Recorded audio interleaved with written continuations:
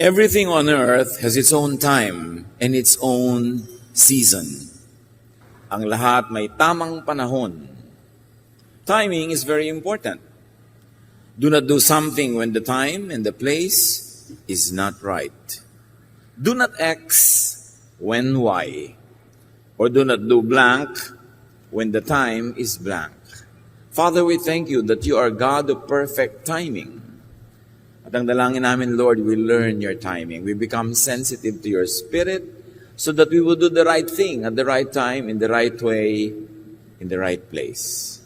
Be our teacher. Be our guide. Take us by the hand so we can have more from life and we can give more to life. Father, be our preacher. Speak to your people. Lead us. In the name of Jesus, your Son, we pray with thanksgiving. Over time, and seeing so many lives lived well or wasted, I have come to terms with 3 sentences what to do with life and in life. Minimize pain. That's very important. There's a lot of pain in life, and if we don't become wise, we could even add pain to what's already painful. So minimize pain. In whatever we do, we ask ourselves, am I minimizing pain? We cannot totally eliminate pain, but we can minimize. Yung bang bad situation, pwede kong gawing better.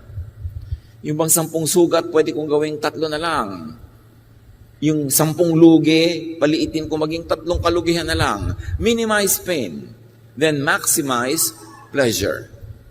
Life is very short. There's inevitable pain, sorrow, unhappiness. So whenever there's the opportunity, we should maximize pleasure and not demonize pleasure, because pleasure is also God-given. And a person who does life in a pleasurable way is worshiping his Creator or her Creator. So maximize pleasure. Pag may kinakain ka, mapapasarap mo pa ba? Pag may tinitirhan ka, mas malilinis mo ba? Mas mapapaganda mo? Pag may kasiyahan, mas mapapasaya pa ba?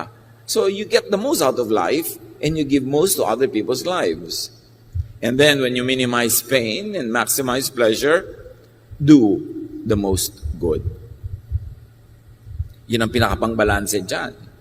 Because in minimizing pain and maximizing pleasure, we could be doing a lot of evil to other people.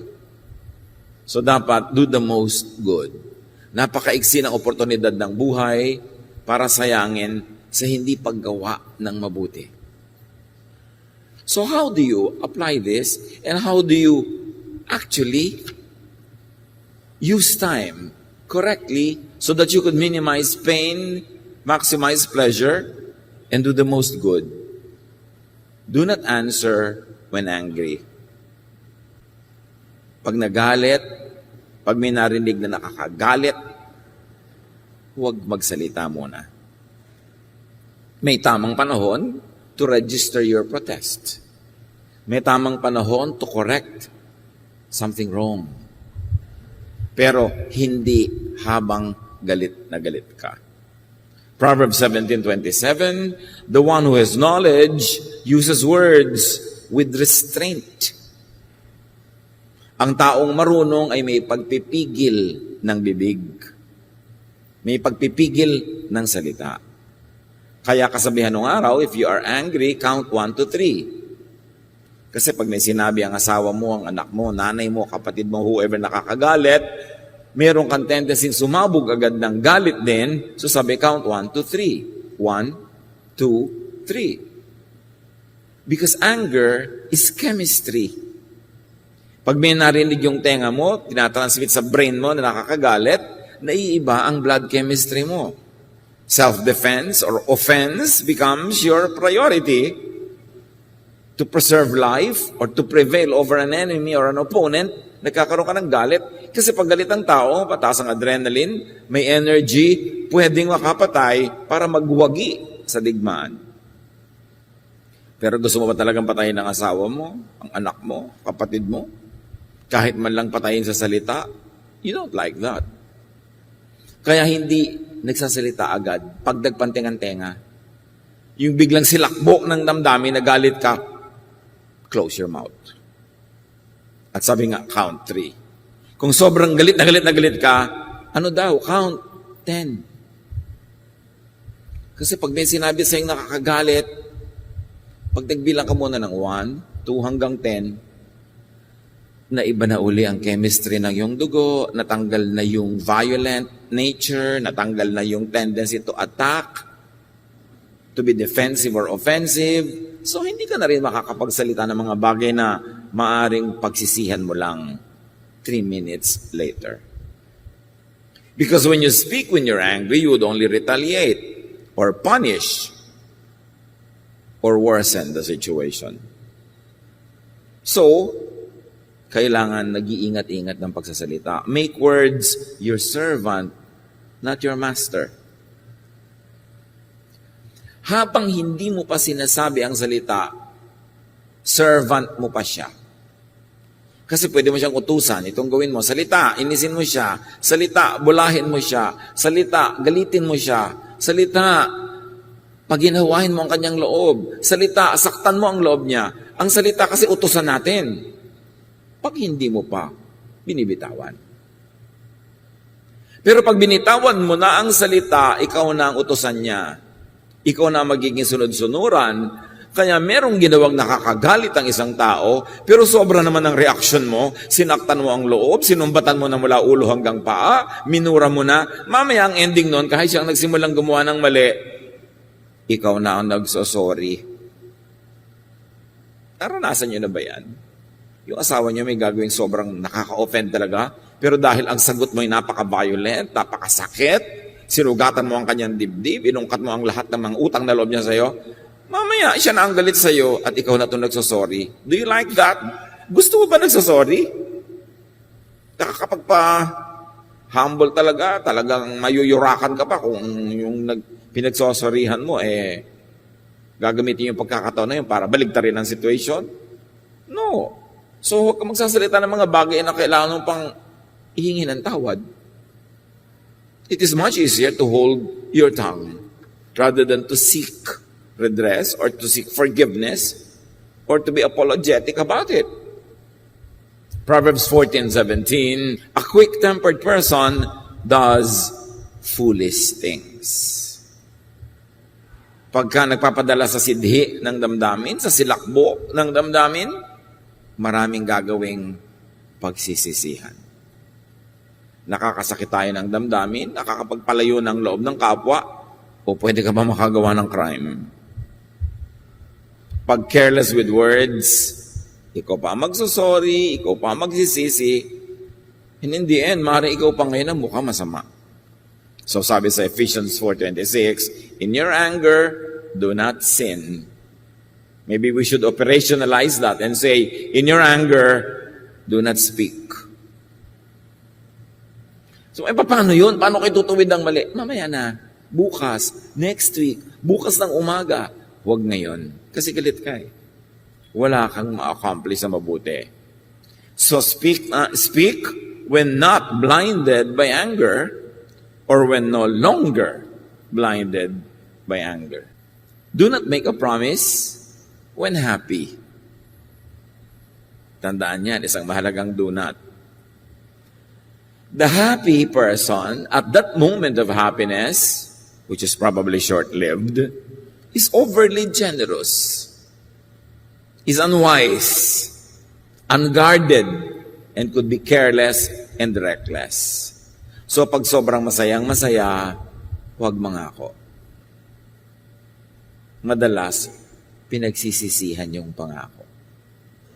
Ecclesiastes 5:2 and 4-6. Do not be quick with your mouth.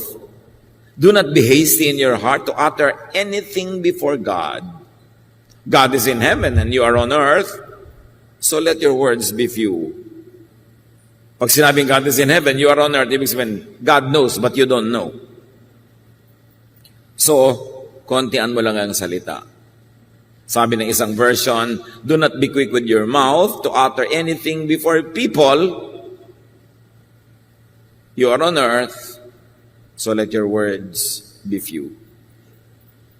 Or to apply it to people, you say, pag sobra ka masaya, hindi mo naman alam yung kung kaya kasiyahan mo tama ang basis, baka naman false basis yan. Mamaya malalaman mo ang totoo, hindi ka na masaya, pero nangako ka na. Yung masaya ka ngayon, mataas ang grade ng anak mo, sabi, anak, ito yung mataas ang grade mo. Every grading period, pupunta tayong hangkang. Oh, dahil ang saya-saya mo eh. Eh yun naman pala, ang grade niya, ang taas-taas, 100. Baligtad pala ang grading system sa school nila. Ang mataas pala yung 1. Eh nangako ka na kasi ang saya mo. Yung mga in love, yung, wow, binigyan mo ako ng rose, pinapangako ko sa'yo. Lahat ng sweldo ko, may 10% ka. Eh, ang saya mo lang ngayon, pero mamaya hindi mo na pala gusto siya, kahit isang buntong bulaklak ka ibigay sa'yo, nababahuan ka pa nun. Huwag nangangako pag masaya. Hintayin mag-normalize ang feeling. Kasi maraming matatalinong tao, pag masaya ka doon, kahuhulihin at papapangakuin. Yung alam nila, vulnerable ka. Hindi ka matino, bulag ka ng kasiyahan, doon kahihinga ng pangako. Proverbs 21:23, those who guard their mouths and their tongues keep themselves from calamity. Remember ang mga sumpaan ng ikinakasal? Di ba? Ang saya-saya nila kasi ang ganda-ganda ng bride eh. Kasi gwapo-gwapo din ng groom. Ang mga sumpaan nila abot hanggang langit. 3 months later, nagsisisi na yung isa, ko ba na isumpa-sumpa yung isinumpa ko? Diba? So, mahalaga na pag napakasaya mo, huwag kang sumpa ng sumpa. Do not answer. Do not make a promise, a commitment when drunk. It's always best not to get drunk. But it's worse kung lasing ka na nga, tapos doon ka pa mangangako. Nakita niyo itong si King Herod. Sa kasiyahan niya sa party, lasing siya, maganda ang mga nangyayari, pinangako niya doon sa anak ni Herodias, o sige, ang ganda-ganda ng dance number mo, pwede kang humiling sa akin kahit ano, up to half of my kingdom. Eh, lasing eh. Sabi ng nanay ng babae, hingin mo ang ulo ni John the Baptist. Hindi siya nakatanggi kasi nangako siyang ibibigay niya dahil siya'y lasing. Kaya tatandaan ninyo, iwasang malasing. At kung sakaling hindi na iwasan yon, abay, huwag ka nang mangako habang lasing ka. At mga kapatid, huwag kayong maniniwala sa pangako ng lasing. Diba? So GRO ka, pinapangako ako ng client mo, papakasal sa lahat ng simbahan sa Italy, lasing lang yon. Madilim lang. Kaya nangako ng ganon. Huwag nagpapaniwala sa mga pangako ng mga taong wala sa katinuan. Sobrang saya o kaya ay walang huwisyo. One other thing. Do not decide when sad. Yung ang lungkot-lungkot mo, kamamatay-matay lang ng isang mahal sa buhay, huwag kang gagawa ng any decision. Minsan nagde-decide ka na ipamigay na lang lahat ng naiwan niya kasi nagpapalungkot sa iyo. Paano pag hindi ka naman lungkot, ang hihinayang ka na ngayon? Huwag kayong magdedesisyon. The sad is overly skeptical and negative. The sad is close-minded and tend to be very conservative. The sad is blinded by tears. 1 Kings 19:4, sa kalungkutan itong si Elijah, he came to a broom bush, sat down under it, and prayed that he might die. I have had enough, Lord, he said. Take my life. I am no better than my ancestors. At dahil malungkot siya, depressed siya, ang baba ng pagtingin niya sa sarili, sinasabi niya sa Diyos, bawiin niyo ng buhay ko, patayin niyo na ako, ayoko nang mabuhay pa. Yung pala, gutom lang, kasi nung nakakain, nakatulog, nakainom, lumakas muli at gusto na namang mabuhay. Do not destroy yourself when sad. Alam niyo mga nalulungkot, yan yung mga naglalaslas ng pulso, humihiwa ng mga ugat nila sa leeg, mga nagbibigti, tumatalon sa building, kasi malungkot. So pag malungkot kayo mga kapatid, iwasan niyo mapag-isa. Kasi bubulong-bulungan kayo ng mga demonyito sa loob ng inyong utak na sirain niyo ang inyong sarili. Kung talagang kayo malungkot na malungkot, depressed na depressed, magpatulong kayo sa mga taong alam niyong Bibitawan na anumang ginagawa nila dahil kailangan nyo. Sabihin nyo, alam mo, magpapakamatay na ako in 10 minutes. Kwentuhan mo ako. Kahit anong ginagawa nun, bibitawan. Pero pag sinabi lang, kwentuhan tayo, o sinabi mo lang, musta you, hindi nila alam, suicidal ka na pala, hindi nila papansinin. Tapos nung patay ka na, sabihin ko, alam ko lang. Sana kinausap ko. Ganun ang pagsisisi ng lahat ng kaibigan at kamag-anak ng nagpapakamatay. Kung alam ko lang. So pagka meron kayong ganun tendency, at huwag kayong dumating sa ganun, bumusi na kayo, sabihin nyo, alam mo, iniisip ko na magbigti. Pasayahin mo nga ako, kwentuhan mo nga ako. Huwag kayong makikinig sa mga impaktong malungkot na nga kayo, binubulungan pa kayong laging mapag-isa, humiwalay sa mga tao, magkulong. Alam nyo ang tunay na dangerously at the brink of committing suicide, hindi niya yun sinasabi. Mabuti pa ngayong, magpapakamatay na ako. Naku, mas madalas hindi yun totoo. Pero pakinggan nyo rin dahil baka mamaya totoo na pala. But do not be alone when sad. Try not to be alone. Kasi mas kayang-kaya kang yayain ng mga demonyito para lalong guluhin ang iyong isip. So watch out for sadness and for depression. Bantayan nyo yan. And when you are sad, when you're depressed, change the scenery. Lumabas kayo ng kwarto, lumabas kayo ng bahay, lumabas kayo ng kung saan, ibahin ninyo ang eksena and change the chemistry. Magpawis kayo, mag-exercise, kumain. Kailangan may palitan kayo para maiba yung ending. Hindi kayo magbumukmok, hindi kayo lalo nang mag-aawa sa sarili, magdadrama sobra para lalong paiyakin ang sarili dahil ilulubog kayo ng ilulubog niyan. Remember that. Do not decide when sad.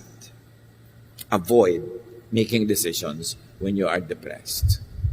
And then do not rejoice when your enemies fall. Kasi parang, wow, panalo ka na. Nabigo na siya, bumagsak na siya, lumaglag na. No. Resist the temptation to rejoice. Proverbs 27, 17 to 18. Do not gloat when your enemy falls. When they stumble, do not let your heart rejoice. Or the Lord will see and disapprove and turn His wrath away from them. So kung sila itinutuwid ng Diyos, at sa proseso nun ay sila nahihirapan, nasasaktan, huwag kang magbunyi, huwag kang magdiwang. Kasi pag nakita daw yun ng Diyos, malamang na i-disapprove niya ang iyong behavior. At itigil niya ang ginagawa niyang pagtutuwid o pagpalo paminsan-minsan doon sa mga taong yon. Basta, huwag mong ikatuwa ang kabiguan ng iyong kapwa kahit mo siya kaaway. Kasi baka tumalbog sa'yo at sa'yo dumating at dumikit yung nangyayari sa kanya. And very, very importantly, do not boast when you are healthy or wealthy. Pag malusog ka, malakas, may sigla, huwag ipagyabang yon. Kilalanin na yun galing sa Panginoon. At ganoon din kung ikaw ay mayaman, marami kang tinatangkilik, maraming resources, huwag ipagyabang. Kilalanin na galing sa Panginoon. And you will be humble enough, grateful enough, and kind enough to others. Ano yung pagyayabang? Hindi naman sasabihin mong mayabang ako, may pera ako, malakas ako. Kundi yung pinapresyo mo na laging ganun yun, hindi yun may iba. Kung makaasta-asa ka, parang lagi kang malakas, lagi kang may pera, lagi kang mayaman, hindi naman talaga ganun yun. So ilagay sa tama ang sarili.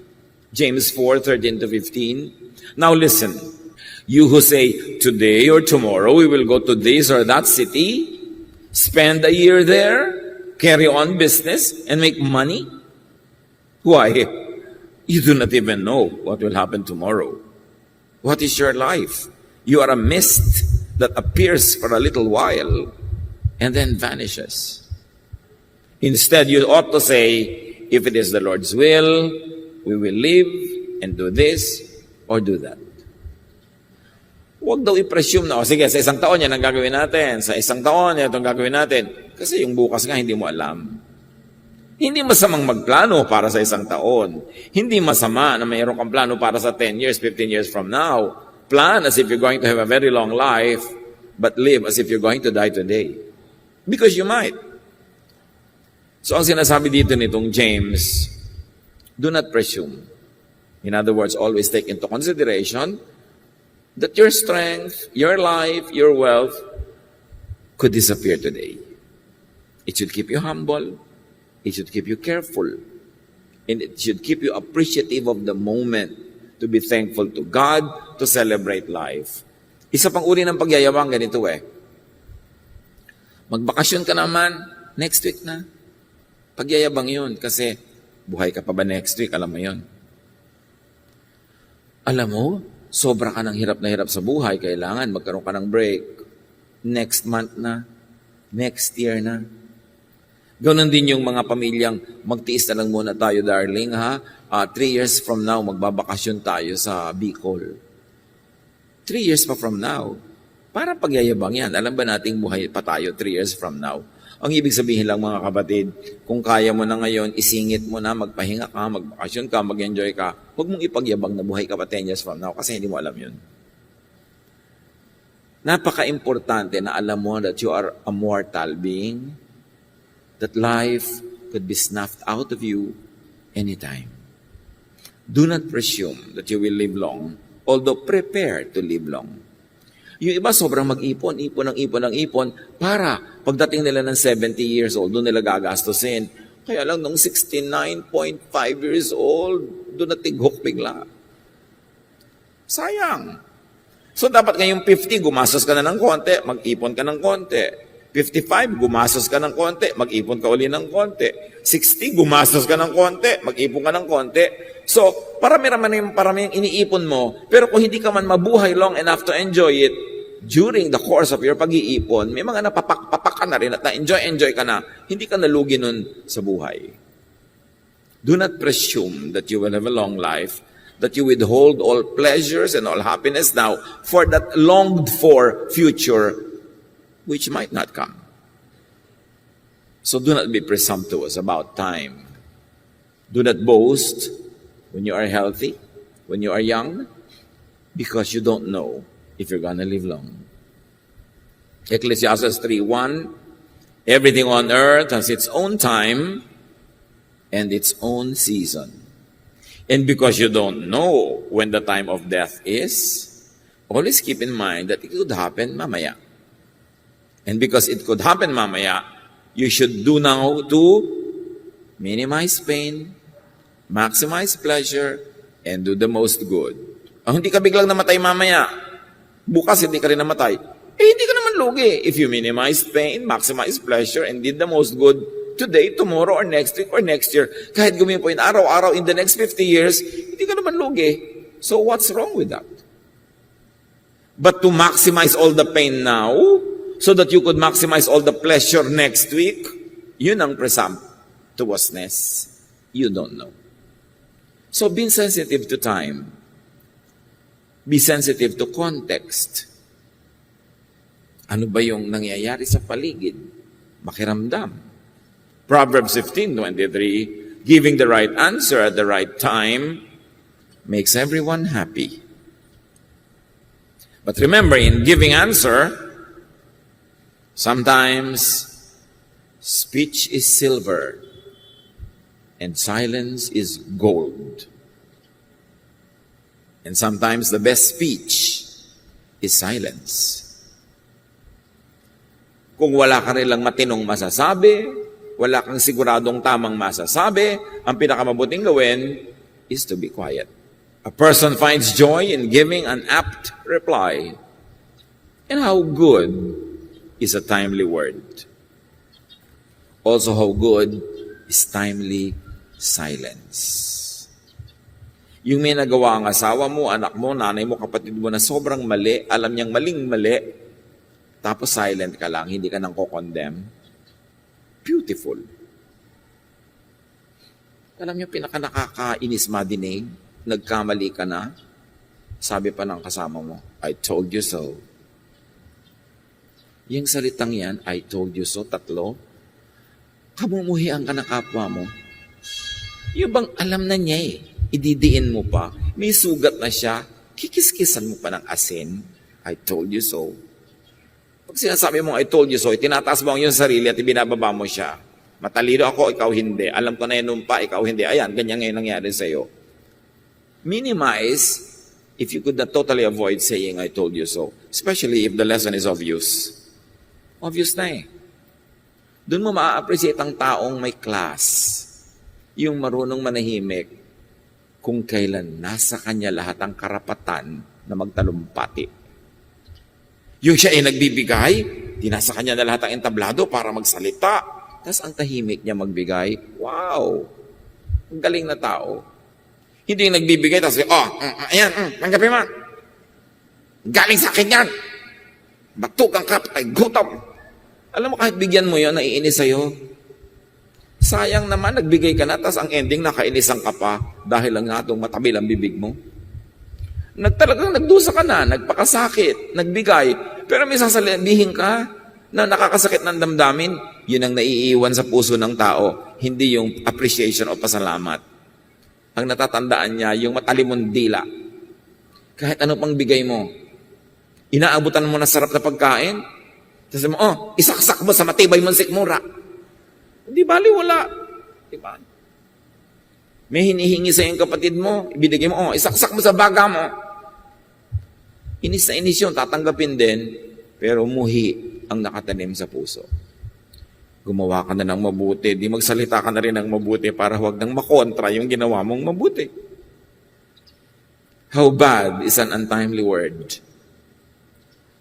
How bad is an untimely act? Yung down na siya, doon mo pasisisihin. It's not good timing. Sasabihin sa'yo, Papa, don't preach. Kasi nagdurugo na nga ang puso ko, alam ko na, magpipreach ka pa. So be sensitive, be attuned to the Spirit. And the Spirit will never lead you to be quarrelsome, to hurt people. The Spirit will lead you to be an agent of peace, an agent of love. So alam mo kung Spirit-led ang iyong emosyon or not. Romans 8:26. Likewise, the Spirit helps us in our weakness. For we do not know how to pray as we ought. But the Spirit Himself intercedes for us with sighs too deep for words. Hindi naman natin alam kung paano magdasal. Hindi naman natin alam kung paano makikipag-usap sa Diyos. Pero namamagitan ng Espiritu at tinuturuan tayo, inaakay tayo, nagsasalita sa atin, kinakatawan tayo, kahit sa mga bulong at anas na hindi kayang sabihin ang salita ng tao. So the Spirit can actually lead you, can speak to you beyond words, without words. Kailangan lang be quiet, be still, and know that I am God. Sabi ng Panginoon. Bigyan siya ng space. At yung space na yon ay sa pagmumuni-muni, sa pagninilay-nilay, sa panalangin, sa pananahimik.